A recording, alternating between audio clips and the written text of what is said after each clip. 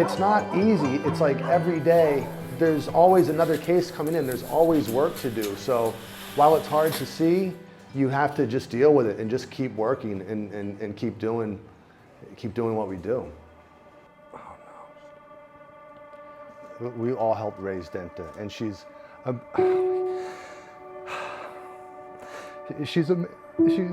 amazing with all the puppies and all the dogs that she's helped raise. So yeah, I loved watching the dog rescues and preservation efforts.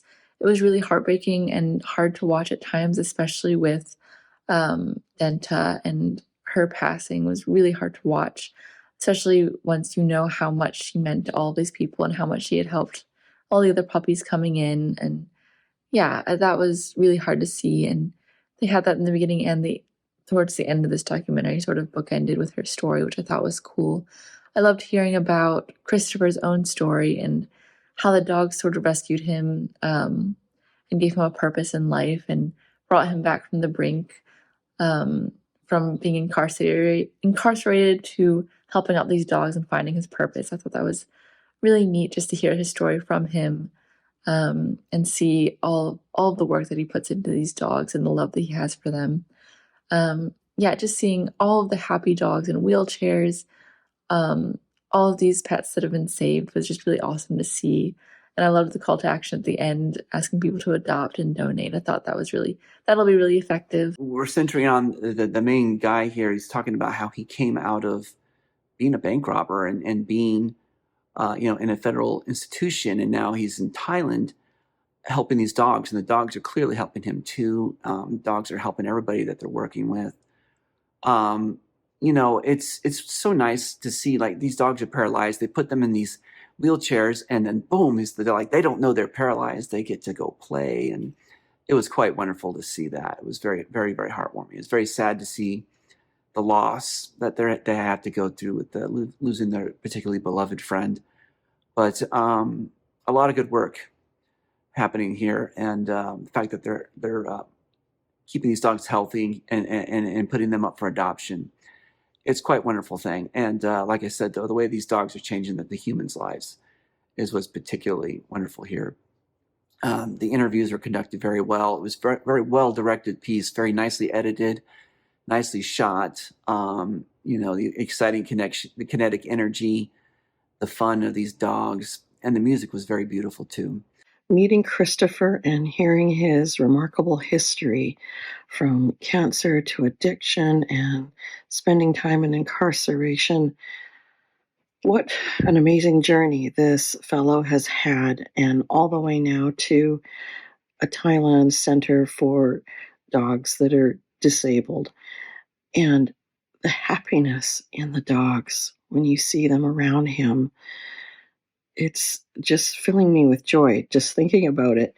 What I really admire is that this man, with all that he's been through, he found a way to serve that is fulfilling to him, and it helps those who can't help themselves.